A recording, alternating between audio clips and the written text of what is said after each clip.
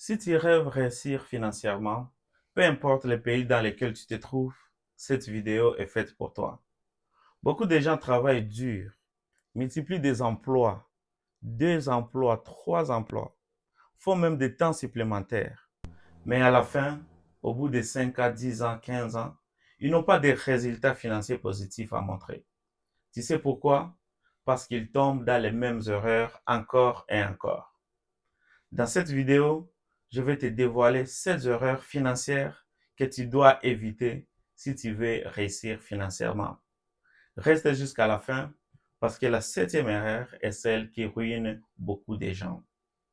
Bonjour, bonsoir chers amis, je m'appelle Jerry, bienvenue sur ma chaîne. Sur cette chaîne, je te parle de business, je te parle d'opportunités d'affaires, je parle aussi concernant les finances personnelles. Si ce sont des sujets qui t'intéressent, alors tu es au bon endroit parce que chaque semaine, je te partagerai des stratégies concrètes, des conseils pratiques et même des témoignages inspirants juste pour t'aider à passer à l'action. Alors, abonne-toi sur la chaîne, active la cloche pour ne rien manquer. Il y a une très grande différence entre travailler dur et travailler smart.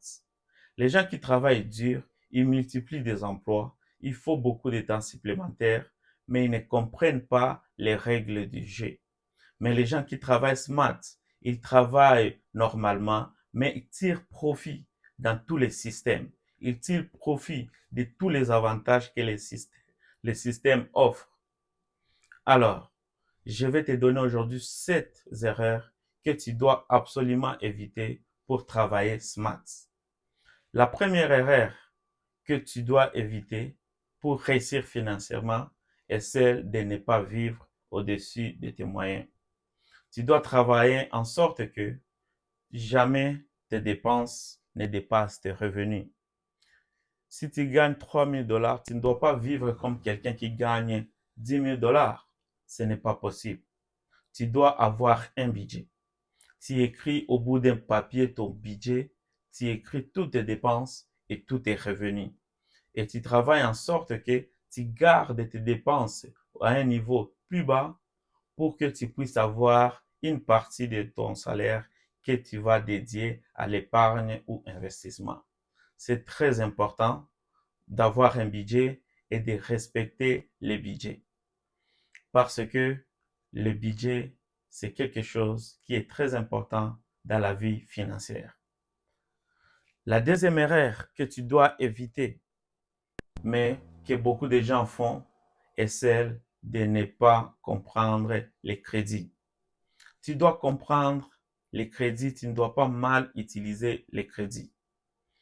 Tu ne dois pas aller prendre une carte de crédit, tu ne dois pas aller prendre des prêts si tu ne maîtrises pas comment fonctionnent les crédits. Si tu t'aventures sur ces chemins, tu vas tomber dans des dettes, tu vas payer beaucoup de taux d'intérêt, tu vas détruire ton score de crédit parce que tu ne comprends pas comment fonctionnent les crédits. Le crédit n'est pas un ennemi, mais il devient un ami lorsque tu le maîtrises. Tu sais comment l'utiliser. C'est à ce moment-là que le crédit devient un ami. Il faut faire attention, le crédit peut te faire sombrer dans les dettes et puis tu ne sauras pas comment t'en sortir. C'est très important de maîtriser comment fonctionne le crédit dans ton pays pour réussir financièrement. La troisième erreur que tu dois absolument éviter, mais beaucoup de gens le font, la troisième erreur est de négliger d'avoir un fonds d'urgence. Tu dois avoir un fonds d'urgence qui représente 3 mois ou 6 mois de tes dépenses. Par exemple, si tu dépenses 2 000 $ par mois, tu dois avoir un fonds d'urgence de 6 000 ou 12 000 $. Parce que tu n'attendras pas lorsque tu vas perdre ton emploi ou lorsque ta voiture va tomber en panne ou lorsque tu vas tomber malade pour commencer à penser au fonds d'urgence. Les fonds d'urgence ne constituent pas un luxe, mais c'est ta sécurité. C'est la sécurité de ta famille qui est en jeu. Tu dois avoir un fonds financier pour ne pas tomber dans des stress, dans des dépressions lorsque des problèmes arrivent. La quatrième erreur financière que tu dois éviter est celle de ne pas investir tôt. Beaucoup de gens disent, lorsque j'aurai beaucoup d'argent, lorsque je vais commencer à gagner un gros salaire, je vais commencer à épargner. Mais la réalité est que celui qui n'épargne pas lorsqu'il gagne un petit salaire, il n'épargne pas non plus lorsqu'il gagne un gros salaire. Il faut commencer à épargner et à investir. Il y a des biens que tu peux acheter aujourd'hui. Si tu les achetais il y a 5 ans, tu les achèterais 50% ou 30% ou 20% moins cher par rapport au prix que tu peux payer aujourd'hui. C'est très important de considérer les facteurs temps. L'investissement, c'est comme une petite graine que tu plantes aujourd'hui, mais demain, tu peux en profiter. C'est très important d'épargner et d'investir. Tu peux commencer à investir dans des CELI apps, dans des CELI, dans des REIE. Il y a plein de programmes qui peuvent te pousser à épargner. La cinquième erreur que beaucoup de gens commettent est celle d'envoyer tout son argent au pays, surtout les immigrants. Envoyer tout son argent dans son pays d'origine. C'est bien d'aider sa famille, c'est bien d'investir dans son pays d'origine, mais tu dois prioriser les pays dans lesquels tu vis. Tu dois investir dans ces pays-là parce que si tu aides ta famille, tu investis dans ton pays, mais tu n'épargnes pas dans le pays dans lequel tu vis, tu vas t'épuiser rapidement. C'est très important de trouver un équilibre entre aider la famille et investir sur soi-même. C'est très important. Tu ne dois pas envoyer tout ce que tu gagnes. Tu dois construire quelque chose pour toi-même. C'est très important. La sixième erreur est celle d'ignorer les avantages fiscaux. Les gouvernements offrent souvent certains avantages aux personnes qui épargnent dans certains programmes. Toi, tu dois comprendre aussi ces programmes dans ton pays. Par exemple, au Canada, si tu investis dans des REER, dans des CELIAP, dans des REIE, tu auras des avantages fiscaux. Par exemple, si tu gagnes 58 000 $ par année et puis tu as investi dans un CELIAP 8 000 $, le gouvernement va te charger seulement sur 50 000 $. Tu vas payer l'impôt seulement sur 50 000 $. Lorsque tu comprends les avantages fiscaux, à la fin de l'année, tu n'es pas surpris. Mais quelqu'un qui ne comprend pas comment fonctionnent les avantages fiscaux, à la fin de l'année, il sera surpris. Il va dire, oh, le gouvernement m'a demandé de payer plus d'impôts. Mais c'est toi qui ne comprends pas comment ça fonctionne.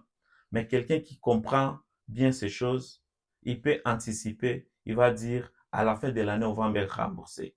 Ou bien à la fin de l'année, c'est moi qui va payer le gouvernement. Et ça vient et rien n'est étonnant parce qu'on maîtrise les systèmes. La septième erreur, si tu veux réussir financièrement, tu dois te former. C'est cette erreur-là que beaucoup de gens commettent et ça ruine beaucoup de personnes. Tu dois te former. Il y a un dicton qui dit l'ignorance coûte plus cher que l'éducation. Tu dois te former. Tu veux réussir financièrement, tu dois te former financièrement. Tous les gens riches, ils se forment financièrement. Si toi aussi, tu veux réussir financièrement, tu dois faire autant. Tu dois te former. Tu dois lire des livres qui parlent de finances. Tu dois suivre des chaînes comme celle que tu es en train de suivre maintenant qui parlent de finances. D'ailleurs, si tu n'étais pas encore abonné, veuillez t'abonner. Tu dois suivre des séminaires qui parlent de finances. Nous venons de voir les 7 erreurs que tu peux éviter pour réussir financièrement. La première, il faut éviter de vivre au-dessus de ses moyens. La deuxième, il faut savoir bien utiliser les crédits. La troisième, il faut avoir un fonds d'urgence. La quatrième, ne pas investir tôt. La cinquième, ne pas envoyer tout ton argent au pays. La sixième, ne pas ignorer les avantages fiscaux. La septième, c'est former financièrement. Voilà les 16 erreurs que tu dois avoir en tête pour travailler smart. Si cette vidéo t'a aidé, dis-moi en commentaire laquelle des erreurs te parle beaucoup plus et likez la vidéo, partagez avec un ami qui veut aussi améliorer ses finances. Merci beaucoup d'avoir visionné cette vidéo. Que Dieu vous bénisse. Bye bye et à la prochaine.